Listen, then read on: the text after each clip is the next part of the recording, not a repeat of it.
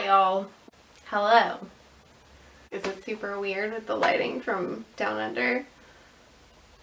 Is it scary? It is spooky season. Gosh. Hello. Okay. Thank you for coming to my studio virtually to my studio, which is also my home. Welcome to my home. My name is Myra Douglas, and I'm really excited to be participating in Texas Clay Festival again this year.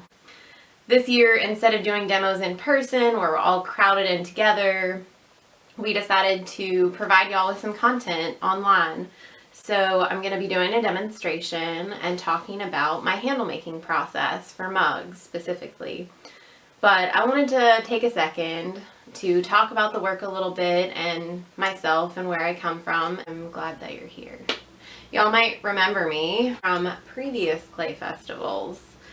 For many years I made this wood-fired work. And last year when we had Clay Fest virtually was the first year that I introduced a new body of work. I presented this work in primarily black and white and earth tones. And this year I've added a lot of new colors of underglaze and slips in my process, and really excited about the possibilities there. So me, who am I? Where am I from? What's going on? I'm from South Alabama originally. I grew up in the theater. My dad is a clown, and we dealt a lot with the circus. So I deal with themes of the circus a lot. I'm interested though in your reaction to those themes. What parts of those personal histories do you share, and what do they mean for you? That connection between the maker and the collector is really important to me. My background in clay started in 2004 when I was studying art at the College of the Redwoods in Northern California. I thought I was going to be a painter, but I did one clay project in a 3D class, and I absolutely fell in love with it, and I've been working in clay ever since. When I moved to Texas in about 2011, I eventually started working at Sunset Canyon Pottery and trained in production throwing.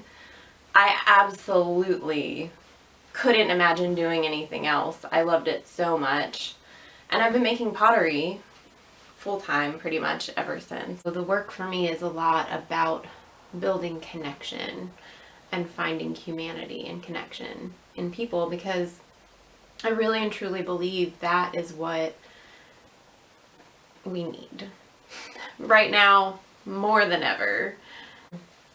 I'm making this video to share with you guys some of my process. I'm going to be going over handle making for mugs specifically. I get a lot of compliments on my handles, and it's a part of the form that's extremely important to me because it's the part that you probably touch the most. I like them to look elegant but feel really strong and durable in your hand as well. So yeah, let's jump right in there. So you're gonna need a wooden modeling tool, a scoring tool, a metal rib, some water, some clay, and a towel for sure. Get your clay. I would say a fettling knife too. You want to wedge your clay up. This is clay enough for 6 handles because I am handling 6 cups throughout this video. I am squeezing it into a long cylinder so that I can get it into a state where I can roll it into a fat coil. Once I'm satisfied with that, and it's all nice and even, I'm going to cut off the ends, which are areas of low compression. Then I'm going to divide it into 6 equal parts. About 6.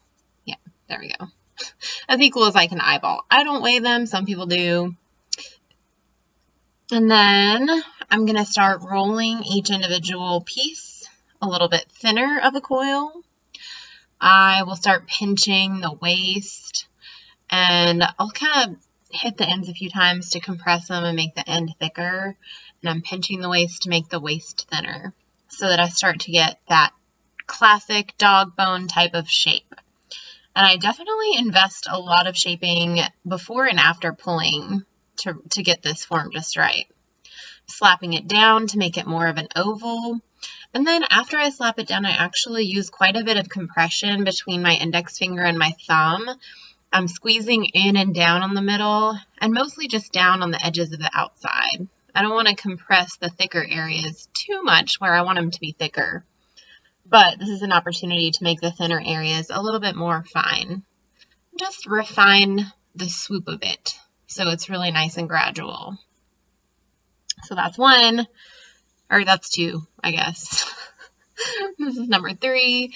And then you'll just kind of see me work through these really quickly because I wanted y'all to see the rhythm of the whole process.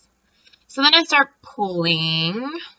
I'm using the tip of my thumb really, and even my thumbnail sometimes to scrape down the surface. Like if I get a lump, I'll drag my thumbnail through it. Flipping it over was the biggest aha moment for me when making dog bone handles, so you can pull into the center. I had always been trying to pull all the way through a dog bone handle and just releasing pressure on the ends, because that's how it was originally taught.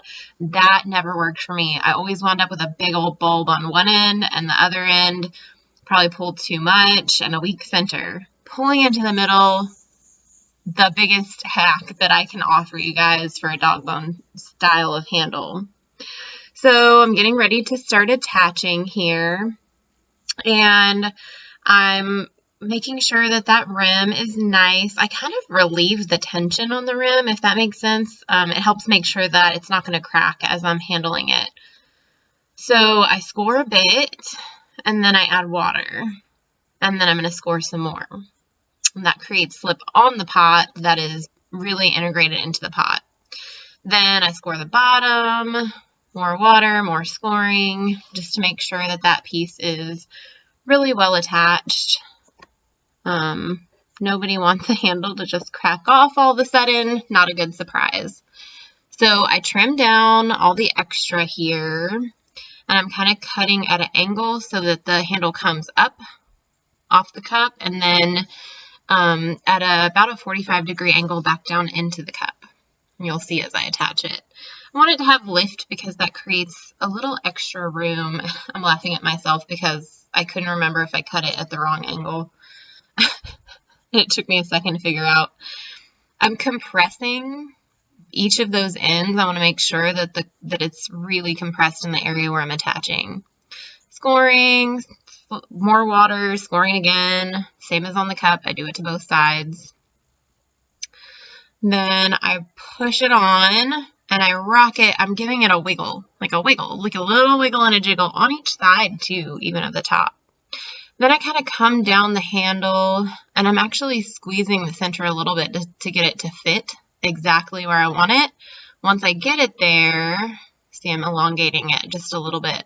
I kind of slap it with my index finger until it is completely compressed onto that attachment site.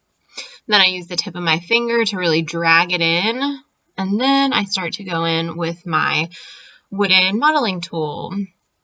And I am using this to compress every little bit of the attachment area. So the outline, anywhere that it's attaching that mug, I am going over and working the handle onto the cup and compressing it in to make sure that it is a very strong attachment, and also that it's integrated, because I don't leave really the edge of the handle showing. I want it to kind of integrate as part of the object.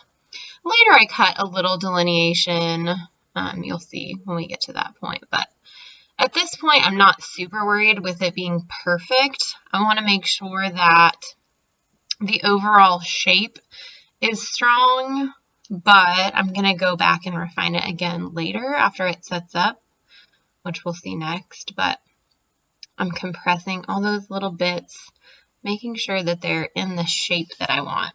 This whole process that we're seeing right now set up takes about 7 minutes per cup of attaching and refining and really just kind of sculpting it a bit to make sure that it's exactly how I want. Right now I'm making sure there's room for all the fingers. I like for these to be 3 or 4 finger cups, and so it involves that little lift at the top, but also for the bottom to be kind of rounded out where it goes down into that angle to the cup, I don't want it to be a really sharp angle.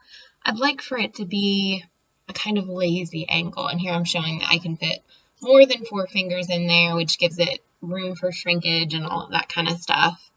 I'm showing that half of the distance of the cup is usually a good distance for the handle to stick out from the cup and still maintain really good leverage. The only exception to that would be like lattes. You don't want your latte handle to stick out half the distance of it. So we're about to see, I think, one more of these of me attaching, sped up even a little bit more, and then my camera dies. So I didn't do all 6 like I did on the other steps because I had to go ahead and finish them because time was of the essence this week. But you get the idea of the rhythm of it. So this is the next step. This is the next day. I go back in. This is a Sims, their sharp knife that they offer. And I'm trimming it down. So where I was pinching and leaving all the finger marks and it was a little bit lumpy, I'm just really dialing that in and refining it and making sure that the handle is now going to be pretty much, the cross section will be an almond shape.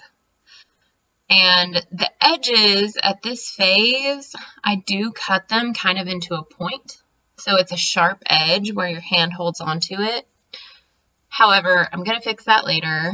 That's not something that you want on your cups. But this gives it a real crisp, clean look. Yay!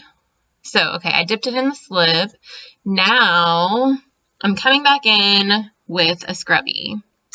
And I'm using the scrubby to knock down that sharp edge.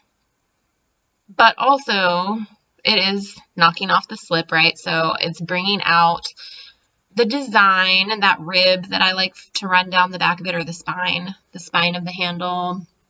It's showing off the shape. Yeah. So that's my handle process, you guys. Thanks for coming. Hold up my britches. And watching my video. And this is where I'm like, why? Why?